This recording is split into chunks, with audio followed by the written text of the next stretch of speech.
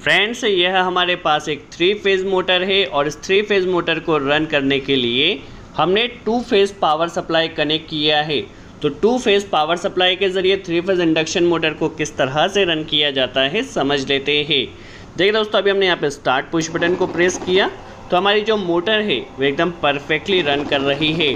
तो 2 phase power supply के ज़रिए किसी भी 3 फेज़ इंडक्शन मोटर को किस तरह से रन किया जाता है, किस तरह से कनेक्शन किया जाता है और यह कनेक्शन हमारी मोटर के लिए सेफ़ रहेगा, हम हमारी मोटर को प्रॉपर्ली रन कर सकते हैं या नहीं, हर एक कॉन्सेप्ट को समझ लेते हैं।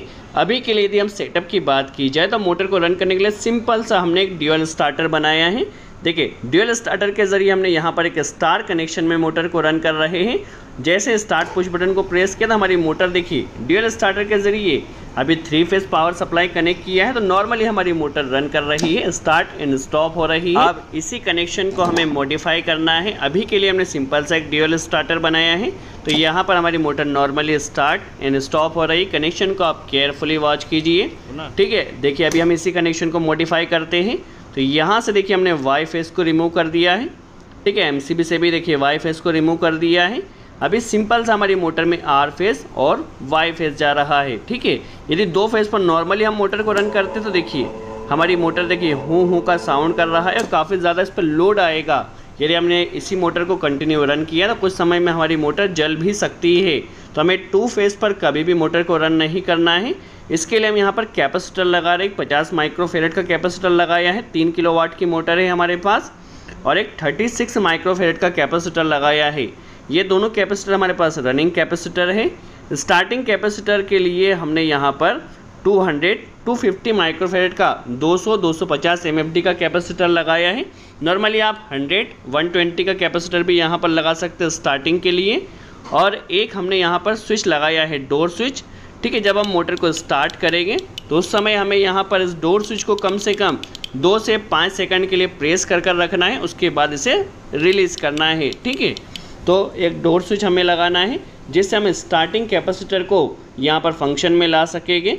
कनेक्शन को आप केयरफुली वॉच कीजिए। देखिए, यहाँ पर तीनों कैपेसिटर के एक एक वायर को हमें कॉमन कर लेना है, ठीक है। 2 रनिंग कैपेसिटर है और एक स्टार्टिंग कैपेसिटर है तो तीनों कैपेसिटर को हमने कॉमन कर लिया है। कनेक्शन को आप केयरफुली वॉच कीजिए और यहीं पर जो कॉमन वायर है, कॉमन वायर में हमने एक वायर कनेक्ट किया है ताकि इसे हम आगे ले जा सके, ठीक है। तो तीनों वायर को कॉमन किया है, इस पर अच्छे से हमें टैपिंग कर लेना है, ठीक है। कनेक्शन इसका काफ़ी सिंपल है। सबसे पहले वाई फेज़ को हमने रिमूव किया है और यहाँ पर तीनों कैपेसिटर का कॉमन बनाया। इस कॉमन वायर को हम आर फेज़ में भी कनेक्ट कर सकते हैं, बी फेज़ में भी कनेक्ट कर सकते हैं।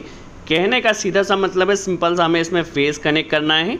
तो तीनों का जो कॉमन वायर है यहाँ पर हमने फेज़ कनेक्ट कर लिया है, ठीक है। अब देखिए हमारे पास रनिंग कैपेसिटर के 2 ब्लैक वायर बचे हुए हैं और एक स्टार्टिंग कैपेसिटर का रेड वायर बचा हुआ है, ठीक है। तो हमें क्या करना है, जो रनिंग कैपेसिटर के 2 वायर है, देखिए यहाँ पर दोनों कैपेसिटर को लिया और इस वायर में एक सिंपल सा हमने कनेक्टर कनेक्ट किया है। ये सिंपल सा आप 2 ही वायर को, अगर आपके पास वायर बड़े हैं तो ले जा सकते हैं, ठीक है। तो दोनों वायर को हमने लिया है और यहाँ से जो कनेक्टर लिया है इसे हमने जो बीच में से हमने फेज़ निकाला था वाई फेज़ पर इसे कनेक्ट कर देना है, ठीक है।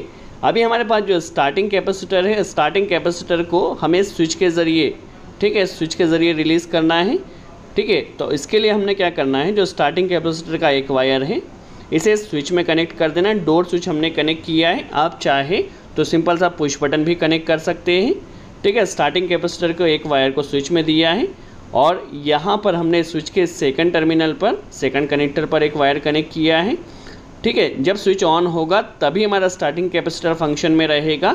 जब स्विच को स्टॉप किया जाएगा तो स्टार्टिंग कैपेसिटर हमारा कटअप हो जाएगा, ठीक है। तो यहाँ जब हम स्विच को ऑन करेंगे तो यहाँ पर हमारा स्टार्टिंग कैपेसिटर भी आएगा। दैट मीन्स यहाँ पर रनिंग और स्टार्टिंग दोनों कैपेसिटर कनेक्ट किया है। रनिंग कैपेसिटर कंटिन्यू रहेगा, स्टार्टिंग कैपेसिटर स्विच के ज़रिए रहेगा, ठीक है। अभी हम पावर सप्लाई को ऑन कर लेते हैं, ठीक है। जब हम मोटर को रन करेंगे तो देखिए जो स्विच है उसे कम से कम 2 से 5 सेकंड के लिए प्रेस करना है, ठीक है। अभी हमें इसे रिलीज़ कर देना है, ठीक है। देखिए, रिलीज़ करने पर हमारी जो मोटर है वो एकदम परफेक्टली रन कर रही है। अब हमारी मोटर वहाँ पर कंटिन्यू रन करती रहेगी, बट आपको ध्यान यह रखना है जब आप मोटर को स्टार्ट करें तो स्टार्टिंग कैपेसिटर के लिए देखिए जो स्विच हमने लगाया है इसे कम से कम 2 से 5 सेकंड के लिए प्रेस करना है और 2 से 5 सेकंड प्रेस करने के बाद आप इसे स्टॉप कर सकते हैं। ठीक है, इसे रिलीज़ कर दीजिए। आपकी जो मोटर है वो एकदम परफेक्टली रन करती रहेगी। तो इस तरह से आप 2 फेज़ पावर सप्लाई के ज़रिए 3 फेज़ मोटर को काफ़ी आसानी से रन कर सकते हैं। यदि कनेक्शन में कोई डाउट हो, इसका प्रॉपर कनेक्शन का वीडियो आपको डिस्क्रिप्शन में मिल जाएगा, जहां जाकर आप प्रॉपर कनेक्शन वॉच कर सकते हैं। और यदि आपको इस कनेक्शन में मोटर की डायरेक्शन चेंज करना हो तो डायरेक्शन चेंज करने के लिए देखिए, यदि आपको यहाँ पर सिंपल सा डायरेक्शन चेंज करना, तो जो आपके पास 2 फेज़ आ रहे हैं, देखिए यहाँ पर आर और वाई फेज़ आ रहे हैं, हमने क्या करना है, यहाँ पर दोनों फेज़ को इंटरचेंज कर देना है। इंटरचेंज करने पर आपकी मोटर की जो डायरेक्शन है वह चेंज हो जाएगी।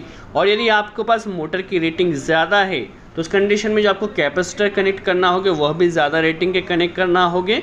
आई होप आपको यहाँ कॉन्सेप्ट क्लियर हो। यदि वीडियो अच्छा लगा हो तो लाइक का बटन ज़रूर प्रेस करें। सो आज के लिए